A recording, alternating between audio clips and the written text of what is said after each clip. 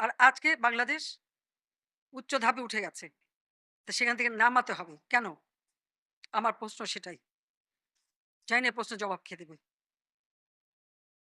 দিন-রাত অক্লান্ত পরিশ্রম করেছি। এই অ্যালাইনমেন্ট আমি পরিবর্তন করে এমনভাবে করে দিয়েছি যেটা দ্রুত সময় হয় এবং সেইভাবেই এটা করা হয়েছে। আমি আরো এটা বাড়িয়ে দিয়েছি মতিঝিল থেকে একেবারে কমলাপুর রেল স্টেশন পর্যন্ত যাবে। কেন? মানুষ আরো সুন্দরভাবে যেন চলতে পারে। তো যারা একটু আঘাত করলো, এই মেট্রো রেল এভাবে ভাঙচুর করলো, যারা এই যে প্রায় ২ লক্ষ ২.৫ লক্ষ মানুষ চলাচল করতেন খুব অল্প সময়ের মধ্যে। এদেশের মানুষ কত খুশি ছিল। তো তাদের সব আনন্দ যারা নষ্ট করলো, যাদের আরামে যে চলাফেরা করতে পারত সেই চলাফেরার পথ যারা রুদ্ধ করে দিল, তাদের বিচার এদেশের জনগণকেই করতে হবে। আমি সেটাই চেয়ে যাচ্ছি। আমি এর নিন্দা করার ভাষা পাচ্ছি না।